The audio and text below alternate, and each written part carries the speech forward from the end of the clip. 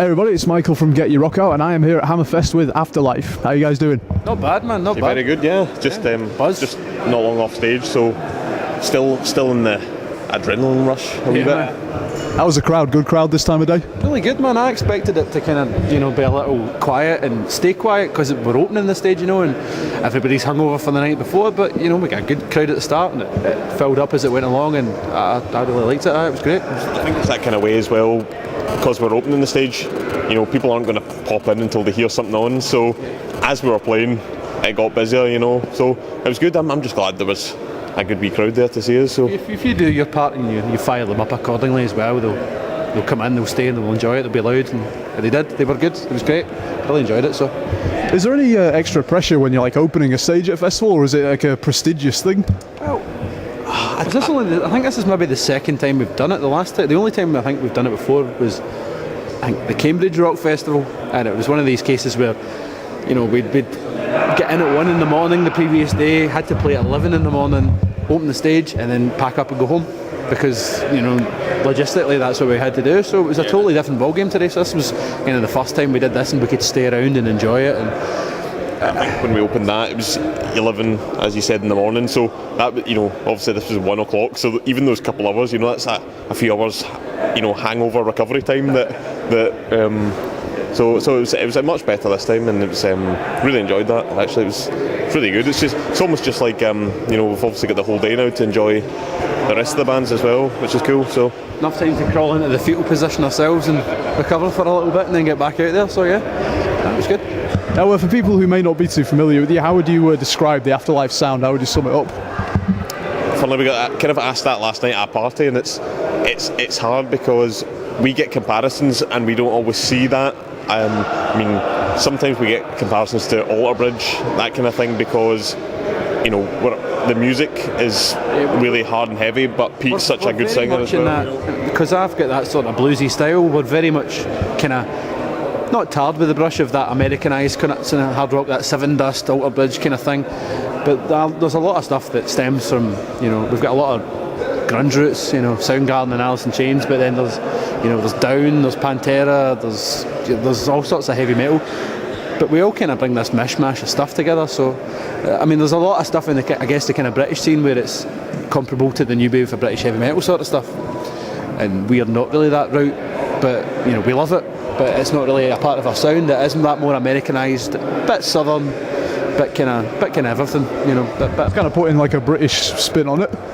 Probably there's a few things in there, I guess. There's a few songs that have been, somebody said that's a very Iron Maiden line there, or there's a bit of a bit of kind of Bruce Dickinson swagger about that or something. So there is elements of it there. A lot of my favourite guys are British blues rock singers like Paul Rodgers and Robert Plant and things like that. So there's definitely that edge into it. So, but then the guitars and everything else and the riffs, a lot of that kind of comes from your southern metal and your kind of West Coast American metal and things like that as well. So there's a bit of everything in there, I think.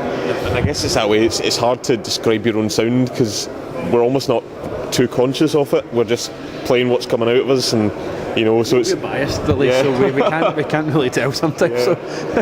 But we've just kind of released our album just at the end of last year, and it's that way. We've already started writing for the next one, and we ourselves are seeing our sound changing slightly, with the first couple of songs. I'd say we're heading in a heavier direction. It's odd to sell a record that you've got that time from when you make it to when you release it, and then your sound has evolved somewhat and you're changing again, so you're selling a record that might be slightly different from the songs you're playing just now. So it's a weird cycle thing that you go through, but I find that really fun, and you change your sound a wee bit. So we're kind of going for a little harder, a little heavier, some occasional shouty bits, some angst, some hate your parents stuff. So it's good.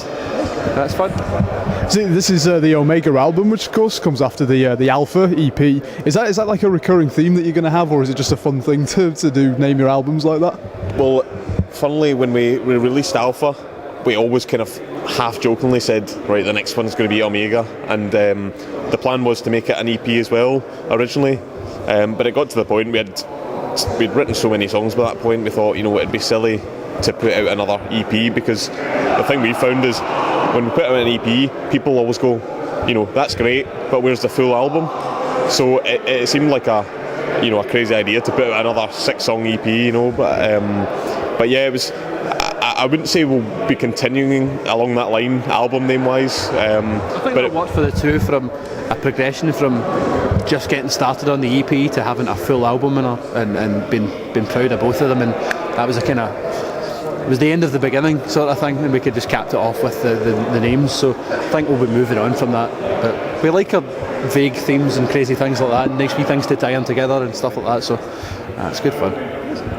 Now, getting back to what you were talking about, like the British music and liking the American style and all that, I'm very curious about the rock and metal scene in Scotland. Like, I've never really been up to experience it myself, but is there like a unique signature, do you think, to being a Scottish band?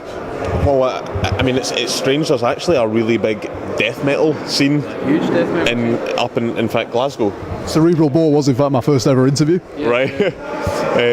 But I mean, there is a bit of a scene. I mean, our friends in Attica Rage who are playing this festival, they're from Glasgow, so there are, bands of our kind of heaviness. But I'd say like death metal seems to be. Yeah, there's like Action and Coexist and things like that. And within they're from Glasgow. I don't know if you'd class them as death metal, but they're certainly. A lot of the younger guys, I think Scordatura and stuff like that, and that hang about with Cerebral Bore, and there's loads of those kind of guys as well that are doing a really kind of good scene, and it's a lot of younger folk that are getting involved in it as well. So that's great to see that as well. That metal and whatever kind of brand of metal is still kind of getting down to the youth. It's never going to be the 80s, but it's it's still going to be alive and well, I think, in places like that. So it's good. It's good to see it surviving. So, and I guess as well, the good thing about Glasgow is there's plenty of venues that have bands on a lot. So if you're up there and specifically going, I want to see what the music scene's like, there'll be music on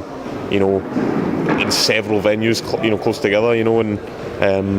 But there certainly is. I mean, I think recently, the fact that we're from Glasgow, I'd say personally I'm more aware of what's going on in the music scene because we're involved with it now, than before when I was just a music fan, because we're actually playing the gigs in Glasgow and beyond. There's good things as well, like Lesfest that's breaking up down there, that are giving a lot of the bands from around Scotland a lot of coverage, to a central audience that wouldn't have heard them in the first place, and then getting these bands to network together and create some sort of scene.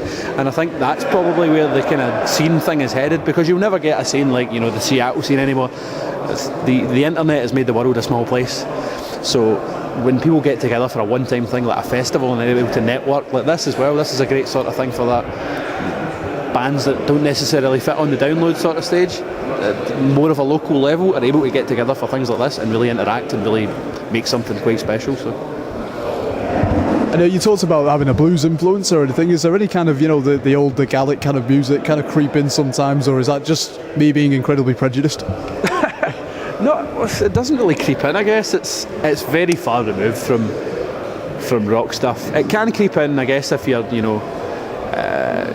that you've got maybe a more Nordic touch to the things, the kind of Iced Earth and Blind Guardian and this sort of stuff, and that kind of singing about dragons and dungeons and axes and maidens and all that sort of stuff. I think that's where that stuff kind of involves a lot more. We're not quite there yet to get the accordions out, but we could be. I've got a ukulele at home, so I've got a mandolin as well, so that could be coming out soon. You never know. That would liven up the acoustic stage if you just brought that out. That'd be great. At a festival like this, though, you might get bottled or something. No? Maybe not. See, you're from Glasgow, so I don't think anyone would dare bottle you. Oh yeah, we'd be throwing them back. Well, I'm afraid we'll have to wrap this up, but do you have a message right into the camera for all our readers that get you rock out? Probably say, we're Afterlife. If you've got the chance, check out our debut album, Omega. If you fancy checking out something new. So, and thanks to yourself for taking the time to interview us, man. Yeah, man. Thank you guys very much. Cheers. Cheers. Thanks.